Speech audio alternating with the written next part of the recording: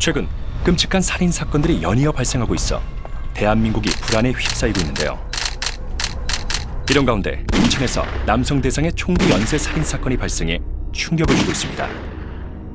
이 사건은 현재 20대 여성이 유력한 용의자로 지목된 상황입니다. 대한민국을 떠들썩하게 한 한 여성의 총기 연쇄 살인 사건, 그 사건의 내막을 파헤쳐 보겠습니다. 국내에서는 총기 소지가 불법이기 때문에 이 사건은 더욱 특별한 케이스라고 볼 수 있습니다. 왜 용의자가 총을 사용했는지, 남성들만을 골라 살해했는지 그 범행 동기에 집중할 필요가 있습니다.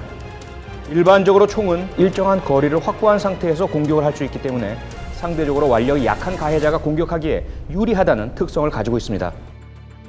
첫 번째 피해자는 경찰관 형사인데요. 피해자인 형사가 소지하고 있던 총으로 범행을 한 것으로 파악하고 있습니다. 그런데 오발이 전혀 없었고 추가 발사 없이 공격을 마친 것으로 미뤄볼 때 범인은 일반인 수준 이상의 사격 능력을 보유하고 있었던 것으로 추정하고 있습니다. 즉, 우발적인 사고가 아니라 범인이 침착하고 계획적으로 피해자를 살해한 사건입니다. 경찰관이라는 피해자의 신분과 금품 탈취 시도가 없었다는 점 등을 근거로 분석할 때 범행 동기는 원한이나 복수 등 감정적인 것으로 추정됩니다. 그렇다면 왜 그녀는 남성을 상대로 이런 끔찍한 범행을 저지른 것일까요? 사건을 조사하던 중 한 가지 놀라운 사실이 밝혀집니다. 바로 용의자로 지목된 사람은 20대 여성 최지은. 그녀가 범행을 저지르기 직전에 끔찍한 성범죄 사건의 피해자 신분으로 경찰에 찾아가 조사를 받았던 것으로 밝혀진 것입니다. 즉, 끔찍한 사건의 피해자였던 한 사람이 연쇄살인의 가해자로 돌변한 보기 드문 사건인 것입니다. 용의자로 지목된 최지은은 범행 전 성폭행 피해자로 경찰서를 찾았으나 제대로 된 보호 조치를 받지 못했던 것으로 밝혀졌습니다. 이는 우리 사회가 성폭행 피해자에 대한 법적인 지원 제도와 보호 조치가 미흡하며 이들이 성범죄를 당한 이후에도 추가적인 성범죄에 그대로 노출되어 있는 안타까운 현실을 보여주고 있습니다.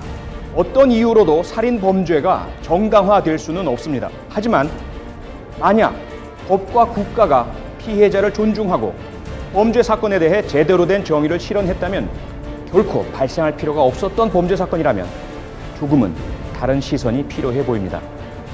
여러분은 그녀와 같은 상황에 처한다면 과연 어떻게 하시겠습니까? 남성을 대상으로 하는 연쇄살인 사건이 발생했습니다. 26일 새벽 현직 경찰 총기 살해, 27일 골목길 토막 사체 발견, 이후 3건의 총기 연쇄 살인 사건 추가 발생. 수사 중이던 경찰은 단독 범행으로 추정, 강도 높은 수사를 진행하고 있습니다.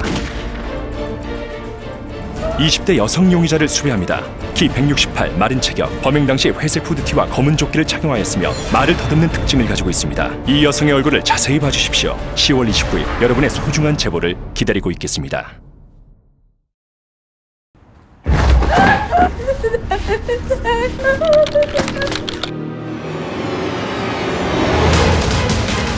청바지 입으셨네? 치마도 아니고 깎인 청바지. 2015년 절대 외면해서는 안 될 영화 전 그날 죽은 거예요. 어떤 살인, 10월 29일 대개봉.